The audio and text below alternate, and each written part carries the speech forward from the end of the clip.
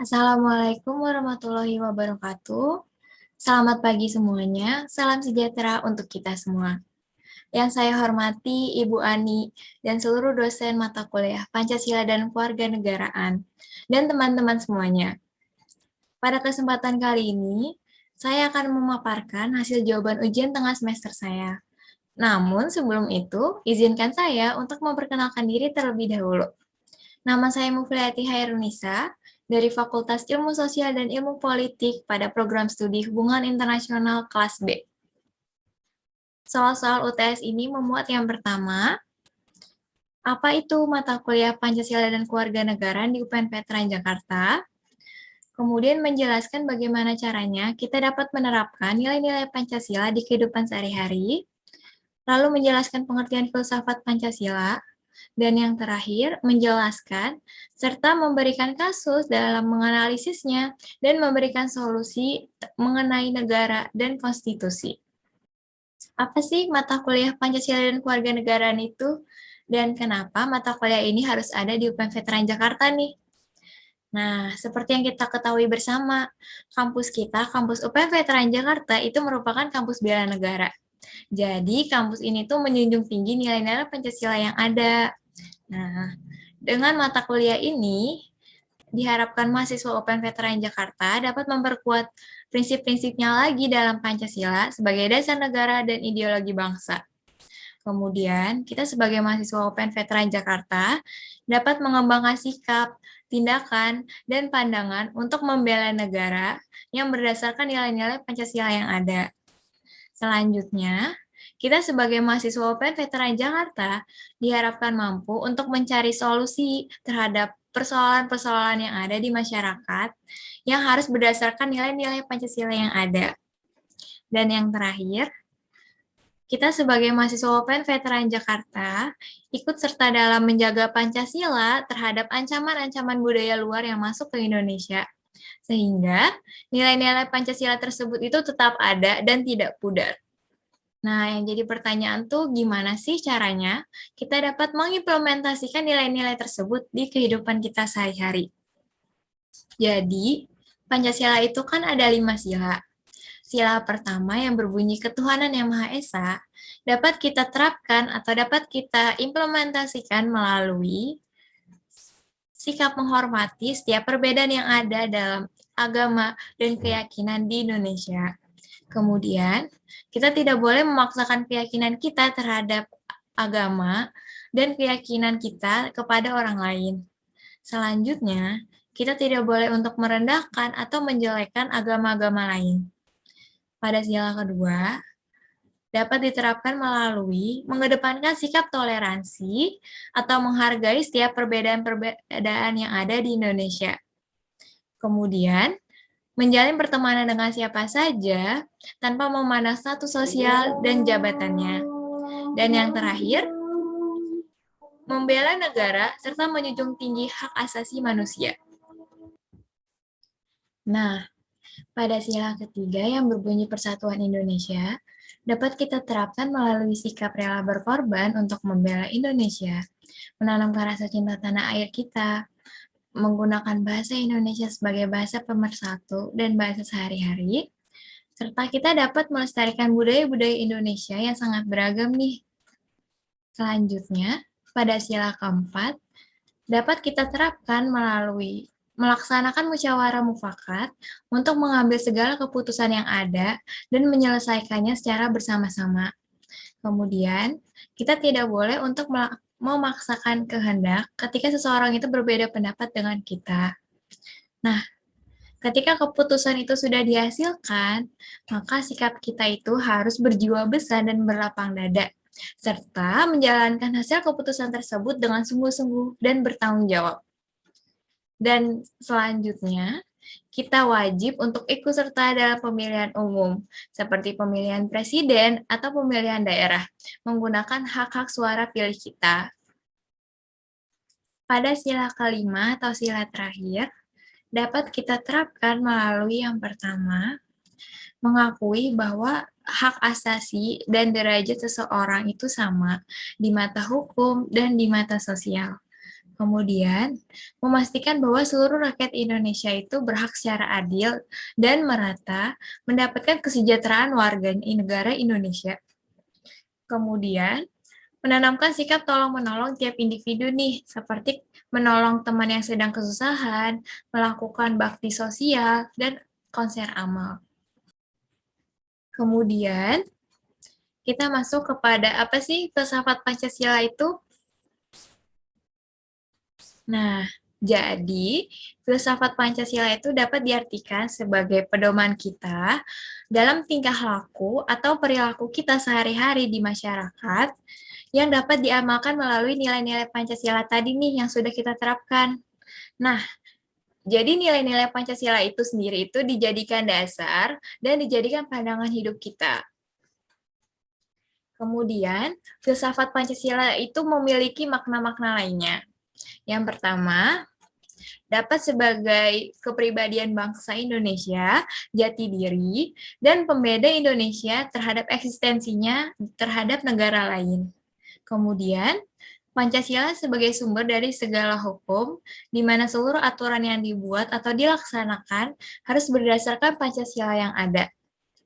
Lalu, Pancasila sebagai pandangan hidup atau pedoman hidup yang mengatur segala aktivitas kita di masyarakat yang berdasarkan nilai-nilai Pancasila yang ada. Lalu Pancasila sebagai dasar negara Indonesia, dan Pancasila sebagai tujuan dan cita-cita bangsa Indonesia yang sudah ada dan dituang dalam pembukaan Undang-Undang Dasar 1945. Kemudian kita masuk pada pengertian negara dan konstitusi.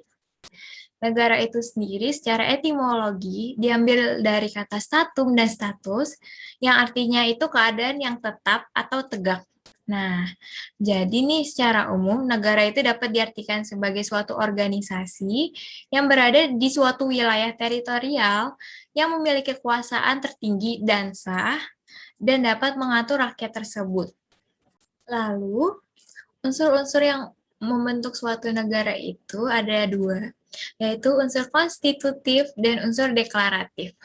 Jadi, unsur konstitutif itu unsur yang wajib ada di suatu negara ini nih. Nah, unsur-unsur tersebut itu meliputi yang pertama, adanya rakyat sebagai unsur yang paling penting, lalu adanya wilayah yang memiliki batas-batas teritorial tertentu, lalu adanya pemerintah yang berdaulat yang dilaksanakan di suatu negara. Kemudian, unsur deklaratif itu unsur yang mencakup tujuannya dibentuk suatu negara, undang-undang dasarnya untuk membentuk suatu hukum di sana, dan pengakuan-pengakuan dari negara lain. Jadi, pengertian konstitusi itu sendiri merupakan sebuah norma politik dan memiliki hukum dasar yang tertinggi yang berfungsi untuk mengatur terhadap tata cara penyelenggaraan suatu pemerintahan. Konstitusi itu sendiri terbagi menjadi dua, yaitu tertulis dan tidak tertulis. Tertulis itu dapat berupa contohnya Undang-Undang Dasar 1945 yang berbentuk tulisan, kemudian dijadikan sebuah rujukan dalam segala peraturan perundang-undangan yang ada di Indonesia. Kemudian, tak tertulis merupakan sebuah aturan yang didasarkan kepada kebiasaan dan dijalankan dalam praktik ketatanegaraan. Nah, selanjutnya kita masuk nih untuk menganalisa kasus negara dan konstitusi itu sendiri. Di sini, saya membawa dua kasus, di mana kasus tersebut itu temanya sama, namun hanya dijadikan sebagai pembanding saja. Nah, selanjutnya, pada kasus pertama atau kasus yang di atas pada kasus A, seorang wanita berinisial A mengunggah suatu video yang isinya itu melecehkan Pancasila. Postingan tersebut berisi foto dirinya beserta bendera merah putih dan buku gambar Garuda yang sedang diinjak-injak nih. Namun, tak hanya sampai situ aja nih. Ternyata wanita tersebut itu dahulu pernah mengunggah video melakukan pelecehan terhadap bendera merah putih. Nah, Pelecehan tersebut yaitu berupa menaruh bendera merah putih tersebut ke dalam celana dalamnya, lalu difoto dan dimasukkan ke dalam media sosial. Selanjutnya, pada kasus B atau kasus yang di bawah, seorang pria melontarkan kata-kata hinaannya terhadap bendera merah putih melalui media sosialnya di TikTok dan kemudian menjadi viral. Nah, jadi dari sini bisa kita simpulkan nih, kalau misalkan kedua kasus ini sama-sama melecehkan Pancasila dan melecehkan lambang negara, yaitu lambang bendera merah putih. Nah, kemudian kedua pelaku akhirnya terjerat hukum pidana dengan sanksi pada pasal 154 huruf A pada KUHP dan Undang-Undang Nomor 24 Tahun 2009 dalam pasal 57 tentang larangannya, serta pasal 68 terhadap ancaman pidananya. Nah, kemudian yuk kita analisa kasus ini. Nih, jadi sebenarnya itu pasal-pasal ini masih lemah nih. Nah, kenapa? Karena pelaku yang melakukan hal tersebut harus sadar dan harus memiliki akal yang sehat untuk mengetahui motif atau tujuannya melakukan hal itu nih.